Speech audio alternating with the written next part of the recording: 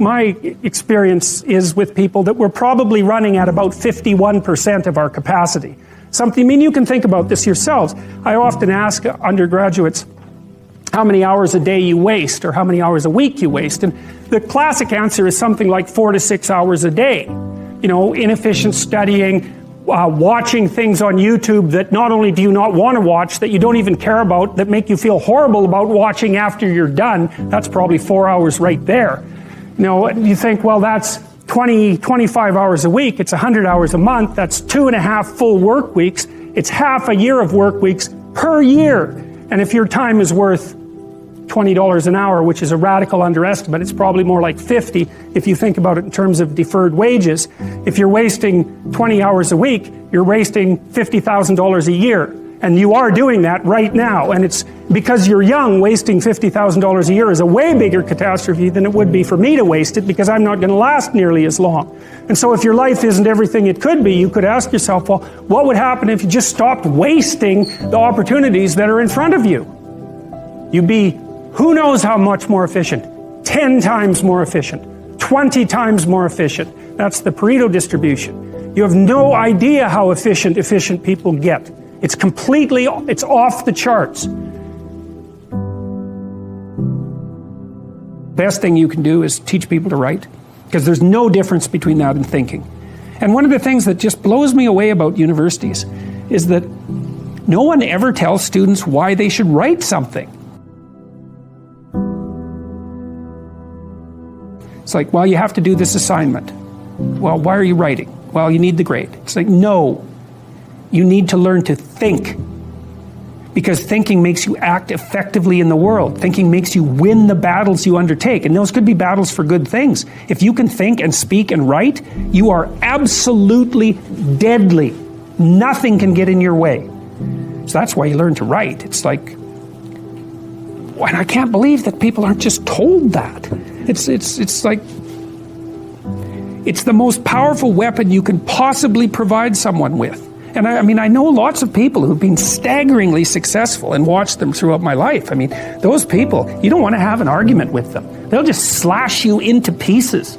And not in a malevolent way. It's like, if you're going to make your point and they're going to make their point, you better have your points organized, because otherwise you are going to look like and be an absolute idiot. You are not going to get anywhere. And if you can formulate your arguments coherently and make a presentation, if you can speak to people, if you can lay out a proposal, God, people give you money, they give you opportunities, you have influence.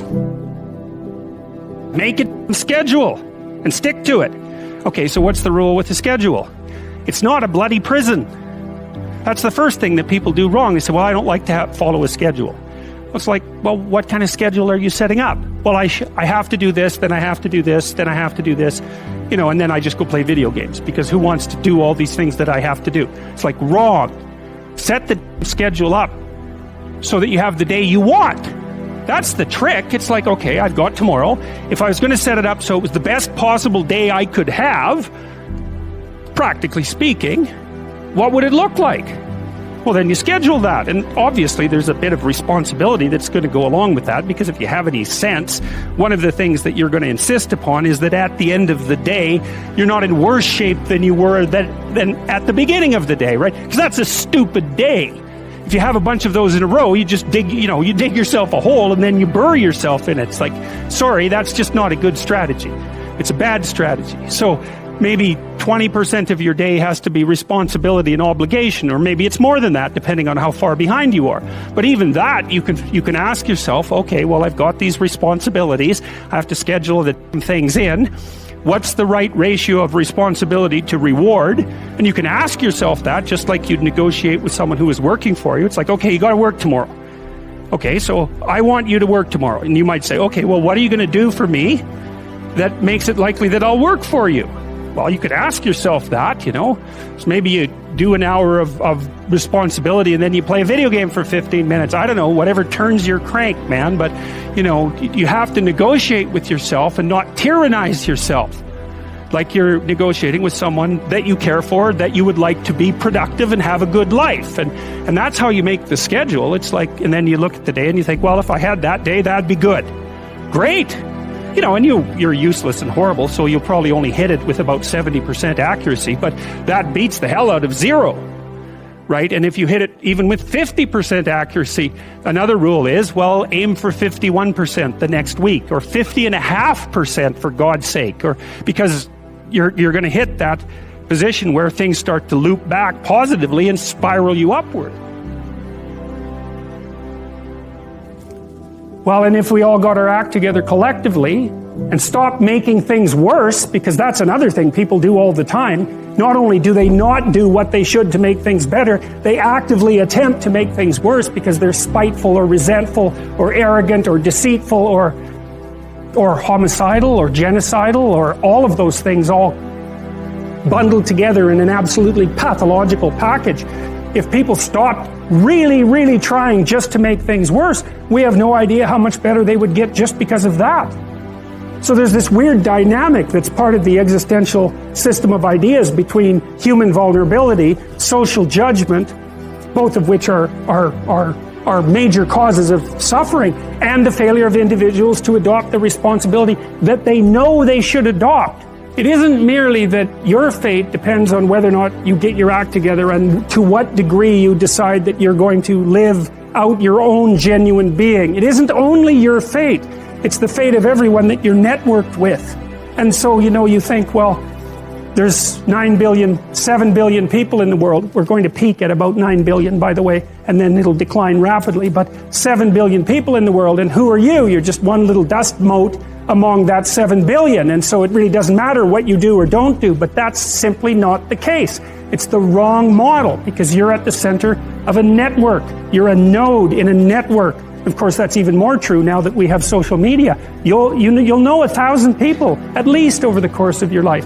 And they'll know 1,000 people each, and that puts you one person away from 1 million, and 2 persons away from 1 billion.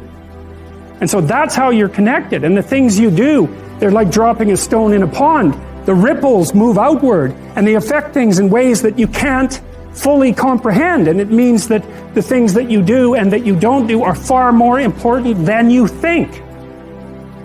And so if you act that way, of course, the terror of realizing that is that it actually starts to matter what you do. And you might say, well, that's better than living a meaningless existence. It's better for it to matter. But I mean, if you really asked yourself, would you be so sure if you had the choice? I can live with no responsibility whatsoever. The price I pay is that nothing matters. Or I can reverse it and everything matters. But I have to take the responsibility that's associated with that. It's not so obvious to me that people would take the meaningful path. Now, when you say, well, nihilists suffer dreadfully because there's no meaning in their life and they still suffer, yeah, but the advantage is they have no responsibility. So that's the payoff, and I actually think that's the motivation. Say, well, I can't help being nihilistic. All my belief systems have collapsed. It's like, yeah, maybe you've just allowed them to collapse because it's a hell of a lot easier than acting them out. And the price you pay is some meaningless suffering, but you can always whine about that and people will feel sorry for you, and you have the option of taking the pathway of the martyr, so that's a pretty good deal, all things considered, especially when the alternative is to bear your burden properly and to live forthrightly in the world. Well, what Solzhenitsyn figured out, and so many people in the 20th century, it's not just him, even though he's the best example, is that if you live a pathological life, you pathologize your society. And if enough people do that, then it's hell. Really. Really. And you can read the Gulag Archipelago if you have the fortitude to do that, and you'll see exactly what hell is like. And then you can decide if that's a place you'd like to visit, or even more importantly, if it's a place you'd like to visit and take all your family and friends. Because that's what happened in the 20th century.